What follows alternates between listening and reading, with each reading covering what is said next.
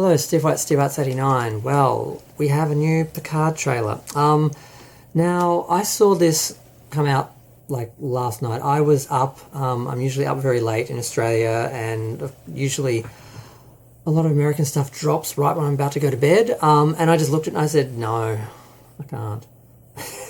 I just said, I'm just going to bed, so I went to bed. And I got up today, and I was looking at the trailer, and that, like, all day people's videos were coming up, and I'm like, I just don't want to deal with this new season of Picard. But I thought I have to do it. So I eventually went to see it, and then came the big drama, because finding a copy of this was a nightmare. And I don't understand why Paramount is making it so hard for people to see the trailer. I thought the point of a trailer was to promote what you're trying to sell to people. But I found like different versions that were edited and cut and short and cropped because they were taken from people's phones, and they were like upright and just squares, and it was just a nightmare.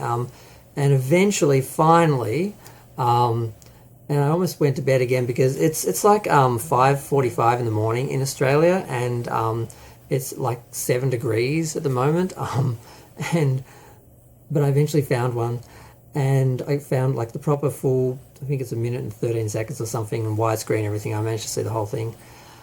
And here's my reaction. Now it starts off with Picard coming home to the vineyard. He's dressed in a very nice leather jacket. He has a Starfleet badge on, which is your first clue that something's wrong. Things aren't as they are meant to be. He's calling out for Laris. She's not there, and he's frustrated. He hangs his head, and then Q is like, because he's asking what the hell's happening here, and Q's like, "That's a very good question, Picard." And then he's like, you're a bit older than I expected. It's nice to see you. I missed you. And Picard's just like, what the... Then we go to actually seeing that Picard is actually in Starfleet. We have a shot of the Starfleet logo, which looks a lot like the Delta from Star Trek Discovery. So is this the Discovery timeline future? Is this the Starfleet universe after the Red Angel from Discovery messed everything up with its 1,000 time jumps? What is this universe that we're in? What timeline is this in?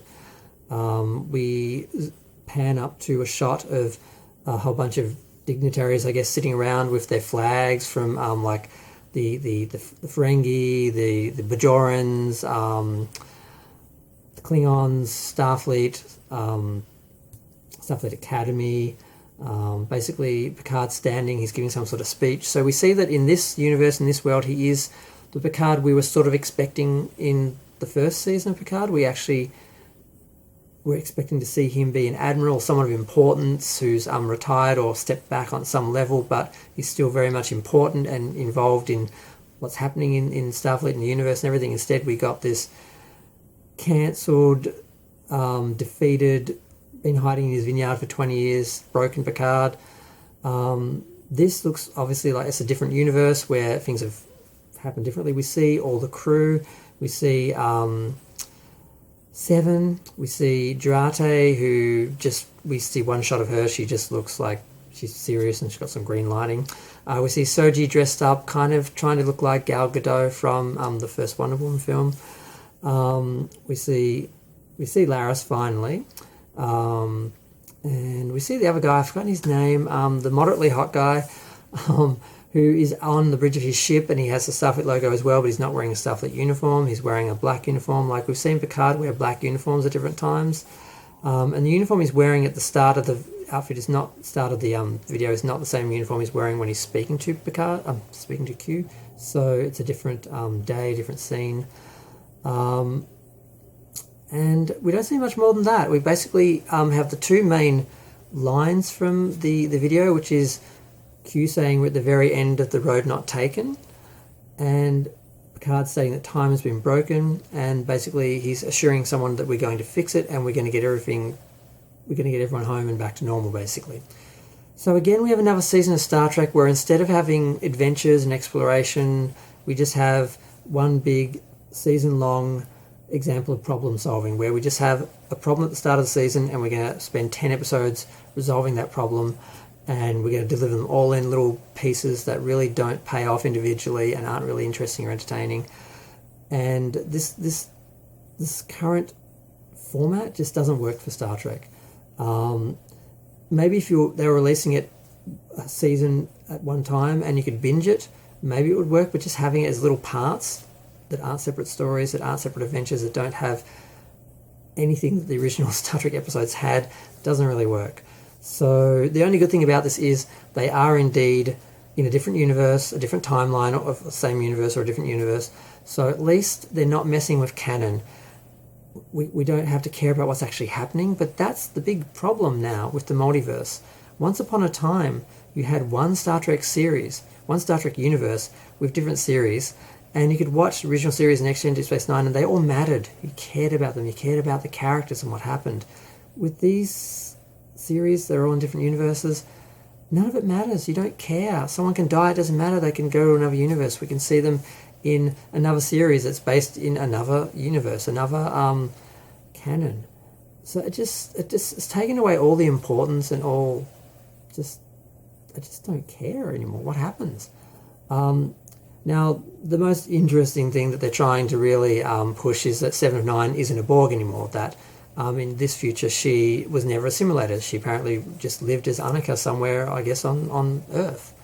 And we see her getting up in bed, looking like a woman who's spent a lot of time in the Californian sun, and just going to a mirror and realizing, oh my god, I've got no ocular implant. And then we see a badge, which some people are speculating looks kind of Klingon. She doesn't appear to be in Starfleet. So there's some curiosity about what are they doing with these characters, what's actually going to happen, what is it. But it doesn't matter anyway, because it's just a multiverse, and it's a different timeline, and none of it matters.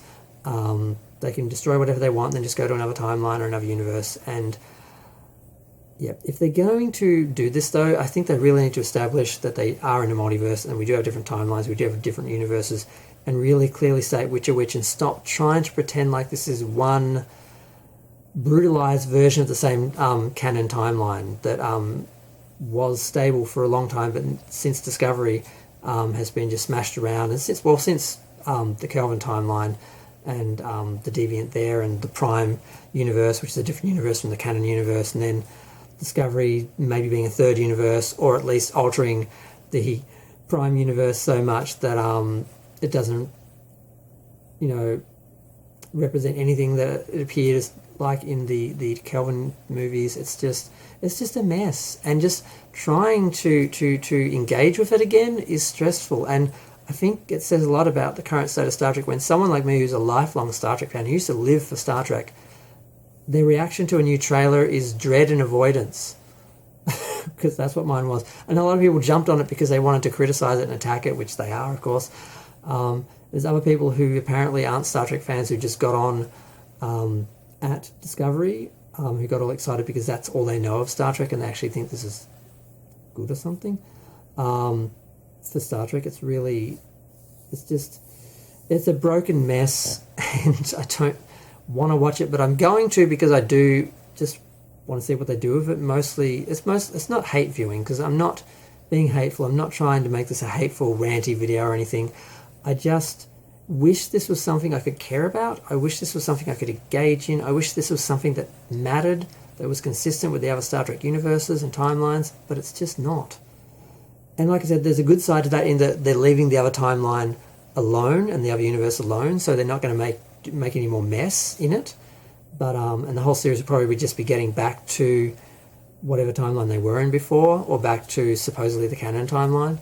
But I'm trying to care, but it's just difficult. Like I said, I didn't want to do this review. It took me about 23 hours to do this, from the time I first saw that there was a new trailer from someone else's video to this. Mind you, about an hour of that was trying to find a decent preview to actually watch. But yeah, I don't know what to think. Like I said, I'm glad they're out of whatever universe they were in before. But I really think Paramount, they just really need to just establish the multiverse different timelines, different Star Treks and different timelines, so we can all stop fighting over what Star Trek is. We all can just have our separate Star Treks. It's not the brightest business move because you're taking one united fan base and fracturing it and separating it over different types of Star Trek, different types of shows, different universes, different timelines, different themes. That a utopia versus dystopia and sort of stuff like that. That you're fracturing the fan base, so you're going to have least success for each individual one, but at least people can have their own Star Treks, and people who don't like the Discovery universe or the Kelvin universe don't have to have it. They just need to do this. They need to establish it and do different shows in different universes, and let the different fan bases now that they've created that are all conflicting and confronting and attacking each other, just let them have their own shows and just play in their own sandboxes. And that's the only way I see Star Trek going forward. But we'll see what happens. I'm going to go. Feel free to share, like, comment, subscribe. Let me know what you think. Thanks.